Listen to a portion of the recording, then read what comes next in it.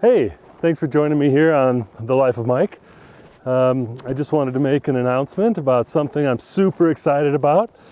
Right now I'm just kind of hiking around on my property here in Colorado, and if I'm out of breath, it's both because I'm excited, but also because I'm at 8,000 feet. It's about 2,700 meters. So anyway, I've been thinking about doing this for a really long time. I have, just kind of been waiting for the right moment, and I think now's the right time. So here's the big announcement, the big reveal. I'm planning on buying a place in Italy. So I'm really excited about it. It's going to be a bit of a process. It's going to take a while. I've been a little nervous about it, of course. A little nervous about sharing all of this process on my YouTube channel as well, but I think it's going to be a really great experience, and I hope you all would like to join along and follow. So please click the subscribe button so we can know you're following along, and you can get updates when I post new stuff. And hey, I'm going to head back down to the house, slip into something a little more comfortable, and then maybe answer some questions that you guys might have, or that I'm anticipating, questions that I've asked myself.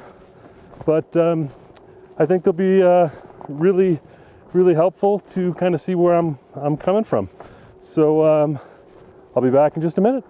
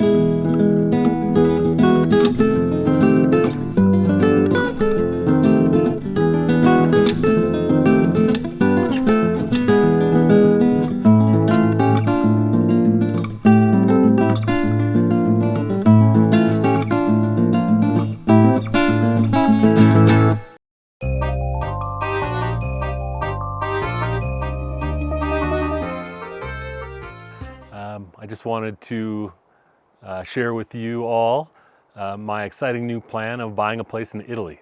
So I've been thinking about living overseas for a very long time, and I think right now is just a really good time to do it.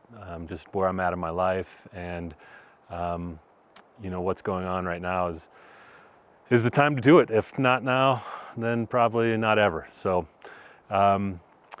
there's going to be kind of a long process, I'm guessing.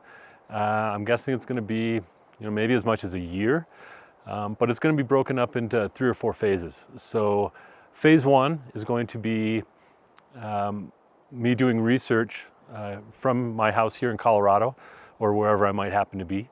And I'll be looking at things like certainly properties that are available. Also, logistical concerns like visas, long-term visa.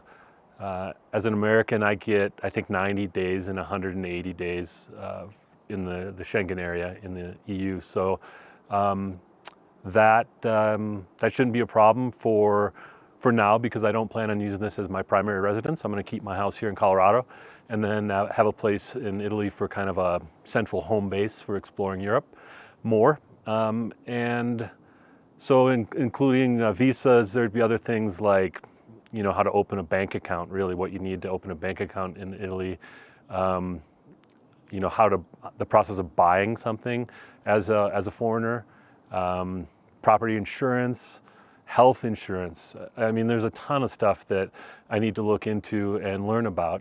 I don't think there's anything that was going to stop this project from happening. It's just something I want to be aware about before I jump into it, and take the appropriate steps. So that first phase 1, will be research. And then phase 2 is going over to Italy and actually looking at properties, cruising around to hill towns or different towns and villages, and just seeing what the feeling's like. Because for me, I really need to be at a place, and I can feel the energy, and I can kind of feel if it's a place where I want to be. And a lot of things go into that to create that feeling, but I have to be there. So I plan on doing that on my motorcycle, driving around Italy and checking out the scenery and the locations, and sharing all of that with you as well. And then the third phase is remodeling, and quite possibly pretty extensive remodeling, because some of the places I'm looking at are, they can be as bad as maybe 4 walls and no ceiling. So there's a lot that maybe might need to be done. So we'll see. Of course, it's going to depend on the property. There may be a property that's in better shape, that's within my budget, that's really appealing, and I might pull the trigger on that. But I'm really open to everything. So that's going to be the third phase. And then if there's a fourth phase, it would be just kind of my time living there in Italy and experiencing it. Of course, throughout the whole process here in the States, and the people I talk to when I'm in Italy, the people I meet there and I talk to will all be things I'd want to share with you as well.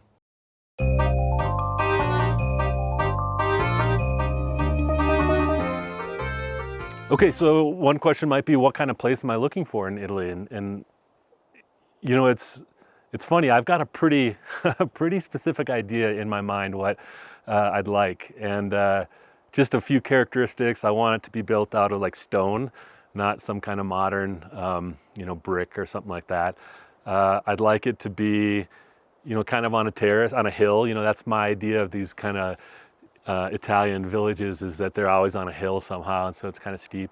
I'd like it to have a cellar, so I have some place to park my motorcycle, so that's going to be key. It would really be nice to have 2 bedrooms and 2 bathrooms, so when guests come, that's going to be a tough one, because in these older places, they never have more than 1 bathroom. It's super, super rare. But if it's a place that I'm rebuilding from nothing, then I can do whatever I want with it. I can put 2 bathrooms in there, or a half bath and have a full bath. So we'll see. Those are a couple of the ideas I want. I'd like there to be a terrace, because obviously, you're sitting there in the fall of Italy, and you want to be outside. You don't want to have to be stuck inside all the time. So a terrace, it doesn't have to be big, would be great. The terrace I'd want facing south, and get southern exposure. So if I'm there in the spring or the fall, have lots of sunlight. I think that's kind of it. I'd like there to be, coffee shop around. I want to be able to walk and have an espresso. I want there to be some restaurants, because I want to enjoy the incredible Italian cuisine. I think it doesn't matter where I would be in Italy, the landscape is going to be spectacular, and I'm going to love it. So that's, I think, kind of built into any place I get.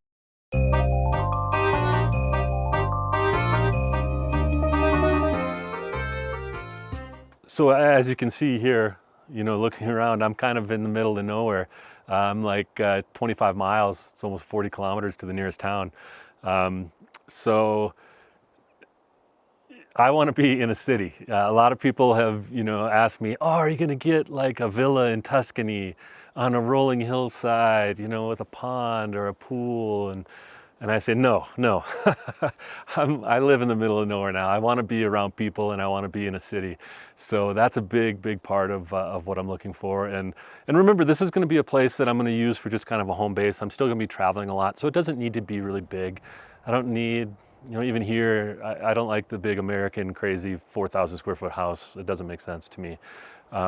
So it doesn't have to be big. Small is fine, but functional. A functional space, and really something, when I see it, I'll feel it, I'll know for sure. So that's kind of what I'm looking for.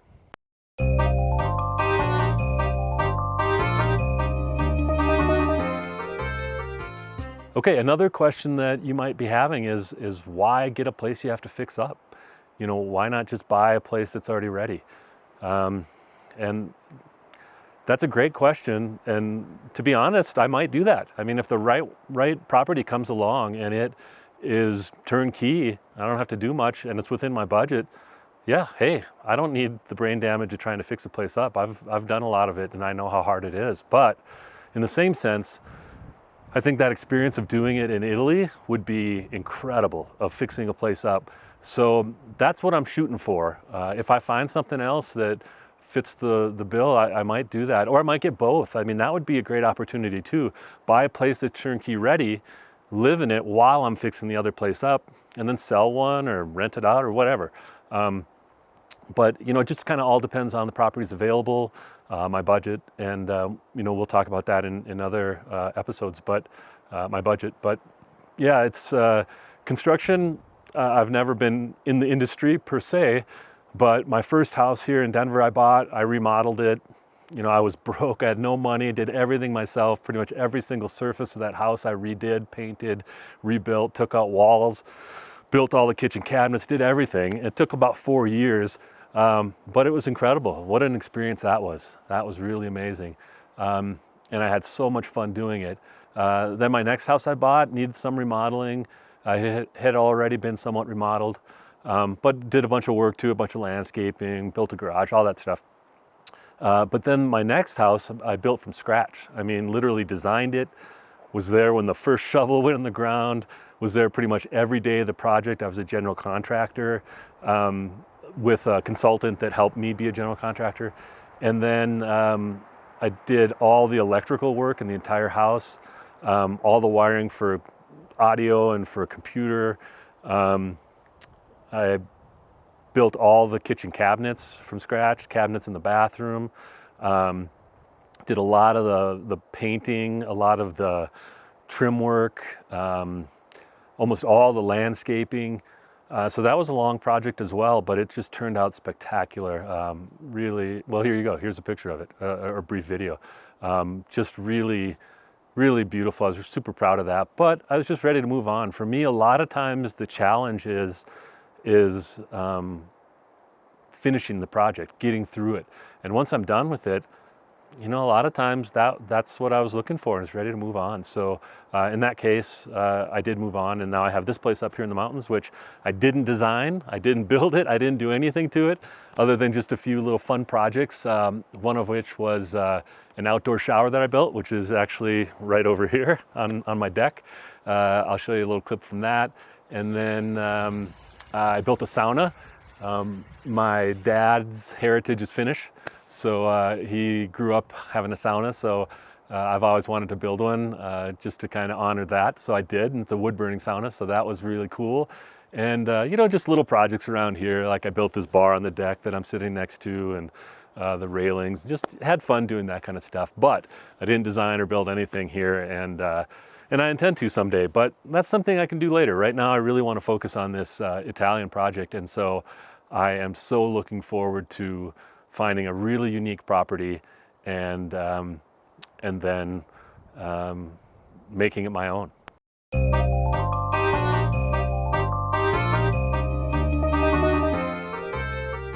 Why overseas? Why do you want to live overseas? Why don't you want to live in the United States? And that's a valid question. And I want to live in both, quite honestly, right now. So I love the United States. I was born here, raised here. My family's all here. My friends are here. So it's a great country. I was born and raised in Minnesota and moved out here to Colorado right after college. And I've lived here now longer than I lived in Minnesota. So I really consider Colorado my home. But I just love the Western United States. I mean, I live right now, quite honestly, right in the middle of the mountains, middle of nowhere, I should say. So here's a drone video I took last week, just to kind of give you some perspective where I'm at. But I just love the West. I love the open spaces. I love the drama of the spaces and the landscape. It's just absolutely spectacular. And I live in the middle of a wooded forest, as you can see, but it's still, I walk up onto the top of the hill in the back of my property, and I can see hundreds of miles in every direction. So it's just really, it's really spectacular to me, and I've fallen in love with Colorado and the Western United States. So I love it here. But there are certain things it doesn't have. I've been traveling for over 30 years. And one of the things I love about traveling are the different cultures. And, the different languages, the different food, the different drink, the different people, Um, and certainly people are different in each country, but there's also the overwhelming majority of people I've met, they're really similar to us. There's not a lot of difference. The basic needs of, they want to be able to put a good meal on the table and spend time with their family and friends and laugh, overall laugh. I've never been to a country where people don't enjoy laughing. It's just a human quality that's inescapable. It's everywhere. So that kind of, in a nutshell, is why I would like to live overseas, is just to experience those things that are different from the United States. And those are things that I really love. So there's a great quote from, it's actually just something I was reading the other day. And the quote said, "The world is a book, and only one of its pages is known by those who don't travel." And that's incredible. That's supposedly from St. Augustine. And, that really sums it up nicely. For me personally, I just feel like I'm not getting the full story if I'm not traveling and experiencing different things.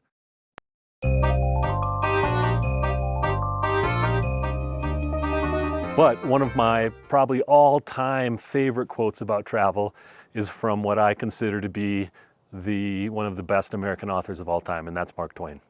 And his quote goes, "Travel is fatal to prejudice, bigotry, and narrow-mindedness, and many of our people need it sorely on these accounts. Broad, wholesome, charitable views of men and things cannot be acquired by vegetating in one little corner of the earth all one's lifetime." I can't say anything better than that. It's just I think the feeling I get and the experiences I get when I'm traveling internationally are just spectacular. And don't get me wrong, I've traveled to 49 of the 50 states here in the US too. Alaska is my one left. But I love all the people I meet in the United States too, and it's super interesting, super amazing. But living overseas is just it's a whole different ball of wax.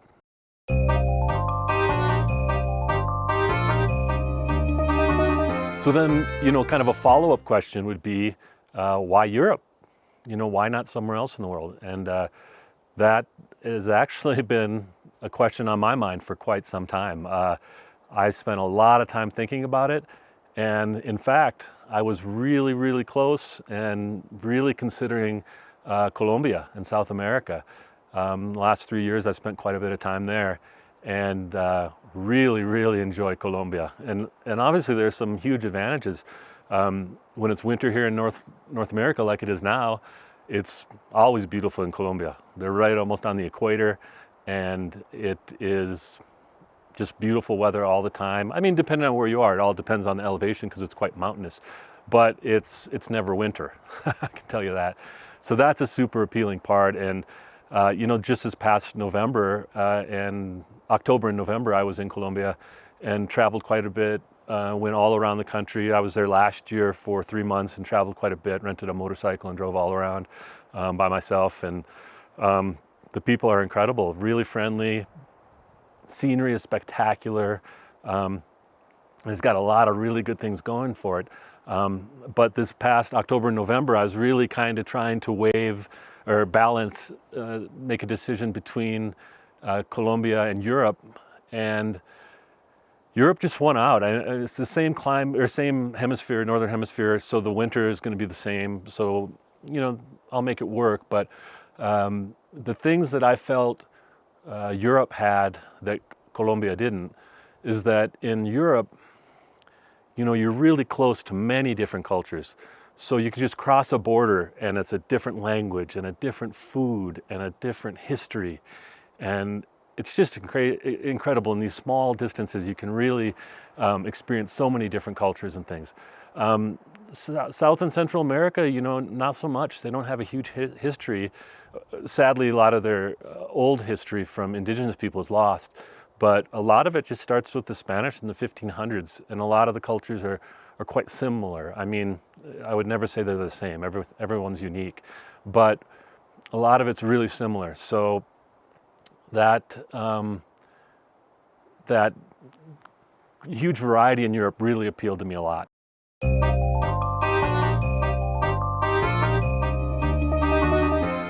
Why I chose Italy specifically is that Italy is just in a really great central location for the most part.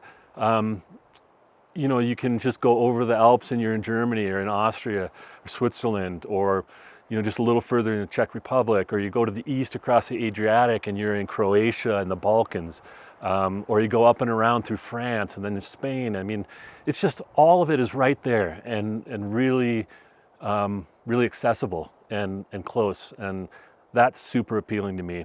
But then also Italy has this amazing culture. I mean, this focus on life, you know, the dolce vita, the sweet life. It just focuses on, you know, good food and good wine and family and friends, and, you know, relaxing and not working so hard, or remembering that there's something different than work. And that's one thing that really appeals to me. You know, the United States, for better or for worse, it's a lot of people are defined by their job and how much they work, and you know, how much money they have and how many possessions they have, and all that part really doesn't appeal to me. So, you know, Italy really is, I think, a place that's going to work really nicely for me. So, you know, I'm looking forward to it.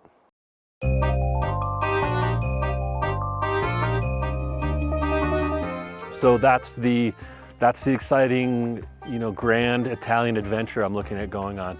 And my intention is to share that all with you throughout the entire process. So I look forward to you joining me and following along.